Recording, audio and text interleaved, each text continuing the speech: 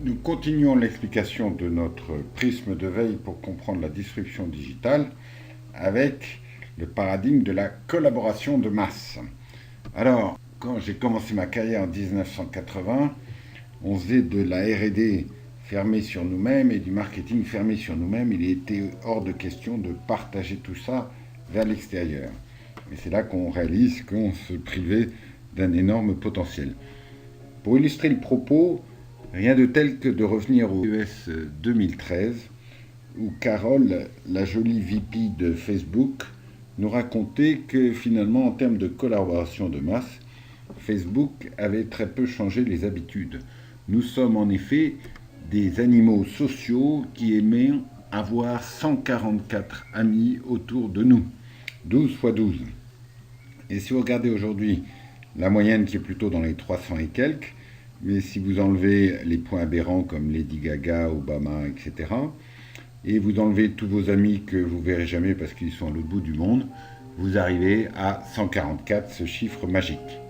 Mais là où elle nous explique très bien la chose, c'est qu'elle nous dit que finalement là où Facebook change tout, c'est la vitesse à laquelle j'active mon troisième cercle. Alors j'ai fait le calcul pour vous, 144 à la puissance 3, ça fait grosso modo 1 million de personnes. Donc comment j'arrive à taper dans le cerveau de ces 1 million de personnes? Et bien avec Facebook, c'est beaucoup plus rapide. Prenons une petite histoire.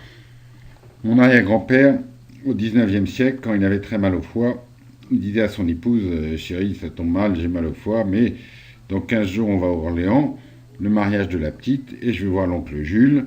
Voilà, il voit l'oncle Jules, il parle de ses problèmes de foie. L'oncle Jules, il était bien gentil, mais moi, le foie, c'est ma spécialité. Mais t'as raison, je vais taper du côté de mon épouse, on va à Poitiers dans une semaine. Il y a le baptême de la petite Laura et j'aurai certainement l'occasion de voir l'oncle Alfred. Bref, si mon arrière-grand-père n'était pas mort, 6 mois plus tard, il recevait un courrier en lui disant: cher ami, j'ai entendu parler de votre problème, arrêtez de picoler, buvez de l'eau et ça ira mieux. Voilà, donc il fallait 6 mois et aujourd'hui, ce processus se déroule facilement en 7 jours.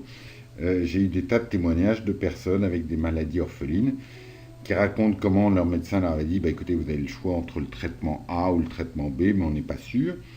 La personne rentrait chez elle, met tout son historique médical sans filtrage, sans cryptage, à l'attention de tout le monde. Et puis, 15 jours après, une amie d'amis lui dit: bah, j'ai eu exactement les mêmes symptômes. J'ai commencé par le traitement A, ça a été une galère. Ensuite, le traitement B, ça a été très bien. Sitôt dit, sitôt fait, la personne se rue chez son médecin, lui dit: on arrête le traitement A, on passe au traitement B. Voilà, c'est de la collaboration de masse qui se fait aujourd'hui à toute vitesse. Donc, si vous multipliez le nombre d'employés de votre entreprise, 500, 5000, 50 000, par 1 million, vous voyez potentiellement le nombre de cerveaux dans lequel vous pouvez aller demander un petit peu d'aide, un petit peu de collaboration. Alors, sachant qu'aujourd'hui, des Homo sapiens avec orthèse intellectuelle, il y en a à l'intérieur de l'entreprise et à l'extérieur de l'entreprise. À l'extérieur, on appelle ça des clients, des prospects, des suspects. Et aussi, vous pouvez aller taper leur cerveau. Et à l'intérieur de l'entreprise, ça s'appelle des collaborateurs qui, eux, ont aussi des tas d'amis. Et donc, tout ça va vous faire de la collaboration de masse. Donc, c'est The Future of Management. Pour finir, juste un petit exemple. Si vous connaissez Hyperloop, c'est ce projet révolutionnaire à l'origine duquel on retrouve Elon Musk, qui veut faire passer dans un pipe en haut à gauche une espèce de capsule où il y a 30 ou 50 personnes qui se déplacent à 1300 km/h. Donc le premier projet est entre San Francisco et Los Angeles, mais il y en a un autre en Corée entre deux ports, il y en a un autre en Europe de l'Est. Donc vous voyez, c'est des coûts d'investissement beaucoup plus faibles qu'un TGV et puis une vitesse complètement dingue.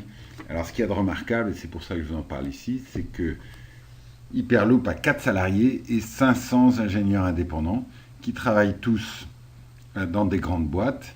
Et le deal avec eux, c'est: tu continues à être expert dans ta grande boîte et le week-end, tu viens t'amuser avec nous, on a besoin de ton expertise et je te donnerai des stock options si tu fais ci, si tu fais ça.